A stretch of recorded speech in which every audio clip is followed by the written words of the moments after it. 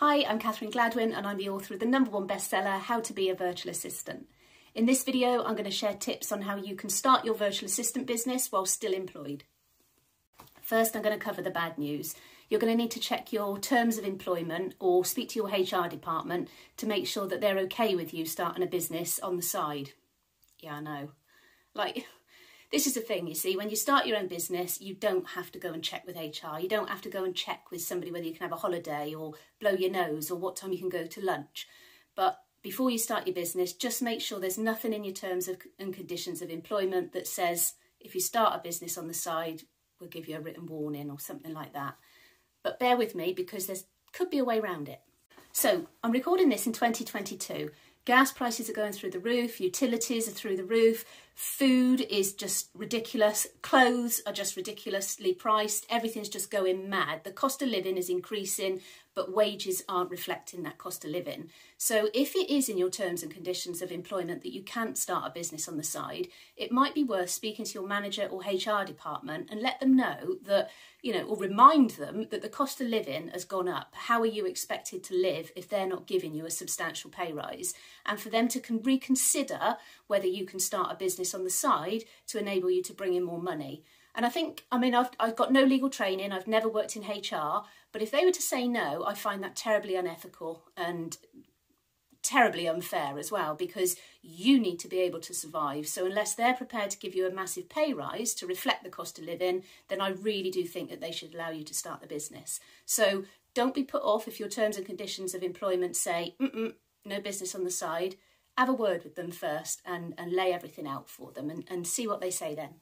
Okay, so now we got the rubbish out the way.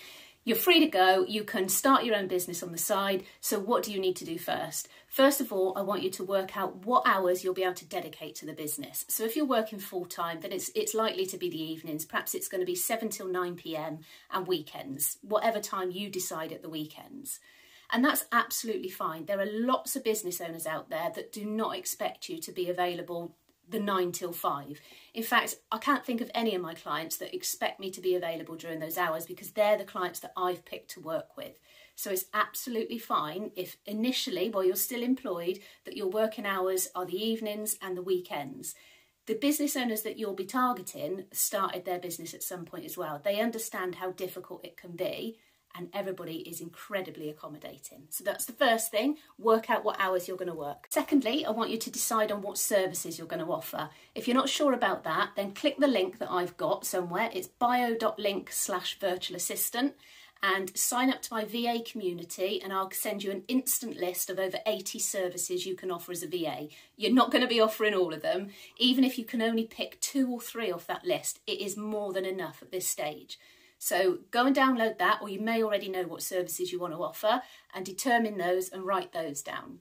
And then next, I want you to decide what your hourly rate's going to be. So at the time of recording, this is 2022, it's anything between £25 and £35 an hour, but it's constantly going up. I've been a VA since 2015, late 2015, and it's gone up since then. So nothing below £25 an hour.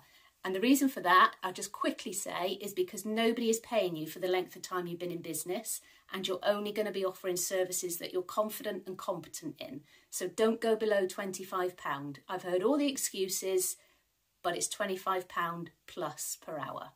Not bad, is it? Okay, so you've determined your services, you know what you're going to charge an hour, and now you need to find your first clients. So I've done another video on YouTube that says how to get your first client as a virtual assistant.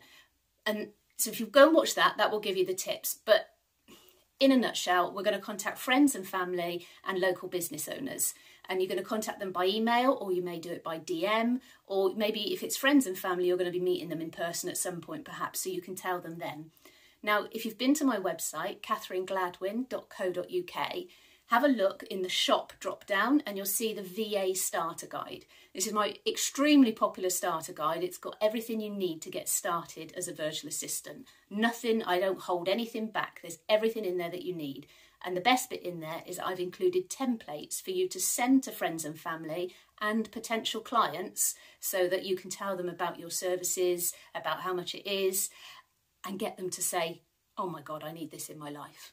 So head to my website, have a look at that, and well, everything's in there to get you started. Now, I know a lot of people do worry, even though I've said it's okay, but they do worry that business owners aren't going to be happy with their working hours. Just be upfront from the beginning. When you send that initial email or make contact with them, say, I'm still employed at the moment, so I'm currently working evenings and weekends. And let them know how quickly you'll be able to turn work around. So it's not going to be in a couple of hours, because if they send it to you at 9 a.m, you're not going to be able to get it back to them by 11 because you'll be employed, you'll be in your employed role. So it's more than okay to say to them, I'll get work back to you in 24 hours or 48 hours, whatever works for the hours that you want to work.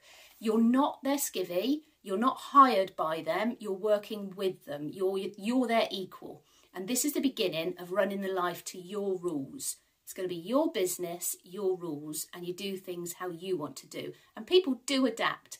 Business world is completely different to the employed world. People aren't expecting you to sit there 9 till 5. Just be upfront with them from the start, let them know when you're available, and it will be absolutely fine. One thing not to forget, and this is really important, so don't forget to raid the stationery cupboard at work before you hand your notice in. Really important. Now, I'm not going to say it's easy, because at the beginning you'll be working your employed role and evenings and weekends, so it's going to take a lot of your time and a lot of headspace as well. And I know you're probably doing this, or part of you is doing this VA journey so you can have a better work-life balance. But if it would happen overnight, everybody would be doing it, and they're not.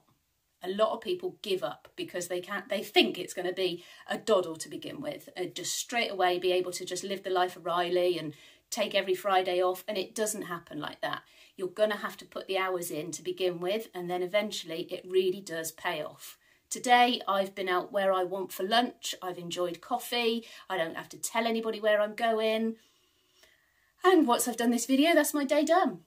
It does happen, but initially you've got to put the hours in, but it is completely worth it, I promise you, and you can do this.